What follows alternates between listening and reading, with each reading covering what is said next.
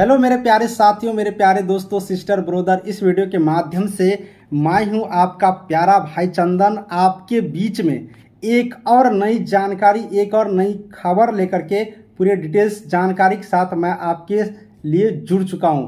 मेरे साथियों, सब दिन की तरह आज भी एक छोटी सी रिक्वेस्ट करूंगा। चैनल पर पहली बार आए हो तो सब्सक्राइब तो जरूर कर लीजिएगा। साथ ही अगर वीडियो अच्छा लगे ना तो लाइक करके ही जाइएगा, इतना तो मेरा रिक्वेस्ट है। साथ ही इस वीडियो में बात करने वाला हूँ एक्सपीरियंस वाले को अंक कैसे जुटेंगे। जो स्टूडेंट, जो प्यारे सिस्टर एक्सपीरियंस हैं, अनुभव है, उनका अंक कैसे जुटेंगे। जैसे कि बहुत ऐसे कैंडिडेट हैं जो अभी फिलहाल कुछ दिन पहले 8,853 की वैकेंसी आए थे, उसमें उन लोगों की नौकरी हुआ। क्या उन लोगों को भी एक्सपीरियंस का लाभ मिलेंगे, अनुभव का लाभ मिलेंगे? अगर यदि हाँ मिलेंगे तो कितने अंक मिलने वाला है, उनका कैलकुलेशन किस अनुसार से होगा। साथ ही मेरे प्यारे सिस्टर, उससे पहले भी टोटल 865 कैंडिडेटों का ज्वाइनिंग दिया गया था एएनएम के संविदा के आधार पर। क्या उन लोगों को एक्सपीरियंस का, अनुभव का लाभ मिलेंगे? यदि हाँ तो उन लोगों को कितने अंक मिलेंगे और उसका कैलकुलेशन, अंकों का जो पूरे अंक का जोड़ घटाव कैसे करके जोड़ा जाएगा, उसकी प्रक्रिया इस वीडियो में मैं करके दिखाऊंगा। साथ ही आपके मन में ये भी होगा कि इसमें एक्सपीरियंस वाले के पास अगर नंबर ज़्यादा हो जाते हैं, क्योंकि उनके पास एक्सपीरियंस है, एएनएम के अंक भी होंगे, तो टोटल मिलाकर के एक्सपीरियंस वाले के पक्ष में, जिनके पास अनुभव है, एक्सपीरियंस है, पहले से वर्क कर रही हैं, उनके पक्ष में ज़्यादा से ज़्यादा सीटें चले जाएंगे। लेकिन यहाँ पर मैं आपको लगभग अनुमानित डाटा डिटेल्स जानकारी दिखा दूंगा कि बिहार के अंतर्गत लगभग अभी कितने संविदा पर एएनएम सिस्टर कार्य कर रही है। तो घबराना नहीं है, वीडियो को शुरू से अंत तक देखते रहना है। साथियों, मेरे प्यारे सिस्टर, आपसे एक और छोटी सी रिक्वेस्ट है, आप लोग वीडियो को शुरू से अंत तक नहीं देखते हैं। अगर वीडियो को शुरू से अंत तक देखिएगा ना तो एक एक पॉइंट में जान छुपा रहता है, एक एक पॉइंट में कोई कोई नई बातें छुपे रहते हैं जो आपको नहीं मालूम होंगे। इसलिए सुनते रहिए, देखते रहिए एक एक चीज़ को, एक एक पॉइंट को, जिससे कि आपको कमेंट करने की भी ज़रूरत नहीं पड़ेगा, पूछने की ज़रूरत ही नहीं पड़ेगा। इसलिए सारी चीज़ को देखिएगा। मैं आपको सबसे पहले स्क्रीन पर लेकर के चलूँगा और आपको हम दिखाऊँगा कि सबसे पहले एक्सपीरियंस का लाभ किनको मिलने वाला है, अनुभव का लाभ किसको मिलेंगे। उसके बाद आपको फिर हम लेकर चलेंगे कि एक्सपीरियंस का अंकों के कैलकुलेशन कैसे करते हैं। तो चलिए सबसे पहले ऑफिशियल नोटिस को देखते हैं और हम लोग चेक करते हैं, देख पाते हैं, आप लोग खुद भी चेक कर पाइएगा कि एक्सपीरियंस का लाभ किनको मिलेंगे। ऑफिशियल नोटिस के माध्यम से देखते हैं। आप लोग देख ही सकते हैं या देखे ही होंगे, बिहार तकनीकी सेवा आयोग के माध्यम से विज्ञापन संख्या 7/2022 एएनएम पद के लिए जारी किए गए हैं। मैं इसमें इंपॉर्टेंट पॉइंट पर लेकर चलूँगा। उससे पहले एक और पॉइंट पर मैं फोकस करा दूं। ये सीट डिटेल्स आप लोग एक बार ध्यान से देखते रहिएगा। अगला वीडियो में आपको ये पॉइंट, ये सीट डिटेल्स आपको काम आएंगे। मैं आपको इसमें एक्सपीरियंस को लेकर के ज़्यादा यहाँ पर बताने वाला हूँ। सबसे पहले ये जानकारी दे देता हूँ कि टोटल एक्सपीरियंस वाले स्टूडेंट कितने हैं, कैंडिडेट कितने हैं, अभी कितने संविदा पर कार्य कर रही है। देखिए, जो मेरे जानकारी में है 3,000 से ज़्यादा कैंडिडेट अभी संविदा पर कार्य नहीं कर रही है। संविदा पर 3,000 के कम ही हैं। आप लोग इस डिटेल्स डाटा को आप लोग देख सकते हैं। इससे कम ही है, इनसे ज़्यादा नहीं है जो जानकारी है। लेकिन ये एग्जैक्ट नहीं है, ये एक अनुमानित है। ये घट ही सकते हैं, बढ़ने की थोड़ा सा चांसेज कम है, इतना यहाँ पर है। अब यहाँ पर हम आपको दिखाते हैं। यहाँ पर अगर आप लोग देखिएगा तो यहाँ से स्पष्ट आप लोग देख पाएंगे। पॉइंट नंबर 4 देखिएगा, है ना। पॉइंट नंबर यहाँ पर 4 देखेंगे। 4 नंबर में क्या लिखा हुआ है? अभ्यर्थी विज्ञापन प्रकाशन की तिथि अर्थात दिनांक 2 अगस्त 2022 तक बिहार राज्य के सरकारी अस्पताल में संविदा के आधार पर एएनएम के पद पर कार्यरत अवधि का कार्य अनुभव संबंधी प्रमाण पत्र जो संबंधित अस्पताल के अधीक्षक, उपाधीक्षक, निदेशक, संबंधित जिला के सिविल सर्जन द्वारा निर्गत हो आवेदन के विहित कॉलम में दर्ज करेंगे। आवेदन में कार्य अनुभव का दावा नहीं होने पर कार्य अनुभव का अंक आयु सीमा में छूट दे नहीं होगा।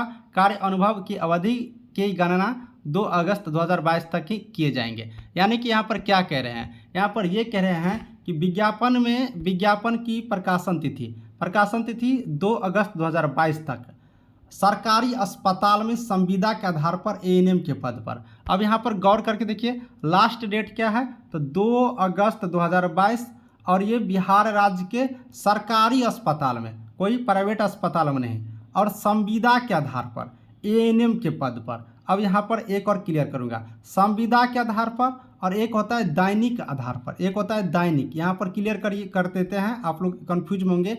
दैनिक यहाँ पर दैनिक का मतलब हुआ कि प्रत्येक दिन के अनुसार से, जैसे आप लोग घर बनाते हैं या फिर कोई काम करते हैं तो आप लोग लेबर रखते होंगे, प्रत्येक दिन के अनुसार से कि एक दिन काम करिएगा 500 देंगे, दूसरा दिन का फिर 500, तीसरा दिन काम नहीं करिएगा तो पैसा नहीं मिलेगा। वो हुआ दैनिक, यानी कि प्रत्येक दिन के हिसाब से आपको रखे गए हैं। और संविदा का मतलब ये हुआ कि महीना के आधार पर, जैसे कि एक महीना हुआ आपको 11,500 अभी दे रहे हैं नया वाले एएनएम को। इस तरह से ये महीना के अनुसार से बढ़ते जाएंगे, जब सैलरी इसमें बढ़ेंगे तो सारे कैंडिडेटों को बढ़ेंगे। तो संविदा ये हुआ। तो जो सरकारी अस्पताल में संविदा के आधार पर कार्य कर रहे हैं उन्हीं को यहाँ पर एक्सपीरियंस का लाभ मिलेगा।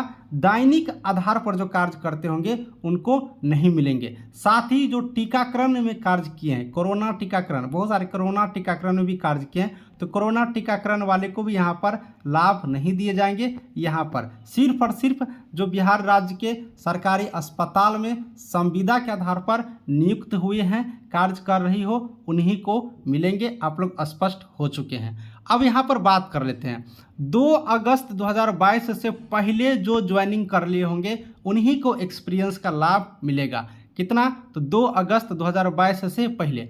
अब आप लोग अपना अपना ज्वाइनिंग का डेट निकाल लीजिए, जिस दिन आप लोग जिला में ज्वाइन किए होंगे उस डेट निकाल लीजिए, और आप लोग देख लीजिए कि आप लोग की ज्वाइनिंग लेटर किस डेट में मिला है, आप ज्वाइनिंग किस डेट में किए हैं, किस डेट में आप ज्वाइनिंग किए हैं, उस चीज़ को देखना है। अगर 2 अगस्त 2022 से पहले किए होंगे, 1 महीना भी किए होंगे, 2 महीना भी किए होंगे, तो आपको एक्सपीरियंस का लाभ मिल जाएंगे। इसके लिए आप अपने जिला में जहां पर आप ज्वाइनिंग किए हैं वहां के सिविल सर्जन सर से या फिर अधीक्षक सर से या फिर निदेशक सर से, इनमें से किन्हीं से एक्सपीरियंस का अगर आप सर्टिफिकेट बना लिए हैं, अनुभव प्रमाण पत्र बना लिए हैं, तो आपको यहाँ पर एक्सपीरियंस का लाभ दिए जाएंगे। तो इस चीज़ को भी आप समझ गए। तो अब हम लेकर चलते हैं अगले पॉइंट पर और आपको हम दिखाते हैं आगे की प्रक्रिया। तो आपने स्क्रीन पे देखे हैं कि किस कैंडिडेटों को एक्सपीरियंस का लाभ मिलने वाला है, इनके अंतिम तिथि क्या है और इनके लिए डॉक्यूमेंट कहां से बना करके सबमिट किए होंगे, तो उन लोगों को एक्सपीरियंस का लाभ दिए जाएंगे। अब साथियों आपको मैं एक कैलकुलेशन करके दिखाता हूं, एक्सपीरियंस का अंक कैसे जुटेंगे। साथियों अंक का कैलकुलेशन कैसे करते हैं उसको देख लेते हैं। आपको मैं बता दूं कि एक वर्ष के लिए 5 अंक दिए जाएंगे। एक वर्ष यानी कि कितना दिन, तो 365 दिन। 365 दिन का मतलब एक वर्ष हो गया, तो 365 दिन के लिए कितना अंक दिए जाएंगे, तो 5 अंक आप लोग को दिए जाएंगे। इस तरह से आप लोग देख लीजिए, जो कैंडिडेट 3 वर्ष काम कर चुके हैं उसको कितना मिल जाएंगे, 15 अंक मिल जाएंगे। 4 वर्ष काम किए होंगे तो उसको 20 अंक मिल जाएंगे। अगर वो 5 वर्ष काम किए हैं तो उनको 25 अंक मिलेंगे। अगर वो 6 वर्ष काम किए हैं फिर भी 25 अंक ही मिलेंगे, क्योंकि अधिकतम 5 वर्ष का ही यहाँ पर वैल्यू दिया गया है, गिनती किए जाएंगे। तो यहाँ पर अगर आप लोग 5 वर्ष के ऊपर 6 वर्ष, 7 वर्ष, 8 वर्ष, 10 वर्ष भी किए हैं तो उससे आपको कोई फायदा नहीं मिलेगा, सिर्फ 5 वर्ष का ही गिनती किए जाएंगे। तो 5 वर्ष तक के लिए अधिकतम कितना, यानी कि आपको 5 से गुना कर देंगे तो 25 अंक आप लोग को दिए जाएंगे। 2 वर्ष के लिए 10 अंक, 3 वर्षों के लिए 15 अंक। इस तरह से आप समझिए। अब दोस्तों यहाँ पर एक फंडामेंटल आता है। मान लीजिए कि कोई कैंडिडेट 4 महीना कार्य किए हैं, 1 साल 4 महीना, तो 1 साल के लिए तो 5 अंक मिल जाएंगे, लेकिन 4 महीना का कैसे गुना करेंगे, कैलकुलेशन करेंगे, उसका देख लेते हैं। तो अगर मान लीजिए कोई कैंडिडेट 4 महीना यहाँ पर कार्य किए हैं 4 महीना के लिए, तो 4 महीना का मतलब क्या हुआ, 1 महीना में 30 दिन ही गिनते हैं, तो 4 महीना में 120 दिन है ना, टोटल दिन निकाल लेंगे। 4 महीना में कितना दिन, 120 दिन। तो वहीं हम यहाँ पर किए हैं 4 गुने 30, ये आपको महीना हो गया, और यहाँ पर ये डे हो गया, एक महीना का 30 दिन, तो टोटल दिन कितना हो गया, 120 दिन हो गया। अब इसका जो कैलकुलेशन करेंगे तो 120 में 365 से भागा कर देंगे और 5 से गुना कर देंगे। क्या करेंगे, 120 में 365 से भागा गुना 5, इस तरह से करेंगे। 1.643 अंक आपको दिए जाएंगे। कितने कितने महीनों के लिए? 4 महीनों के लिए। 4 महीनों के लिए कितना? 1.643 अंक आप लोग को दिए जाएंगे। कैसे कैलकुलेशन किए हैं एक बार पुनः आप लोग यहाँ पर ध्यान देकर के समझ जाएंगे।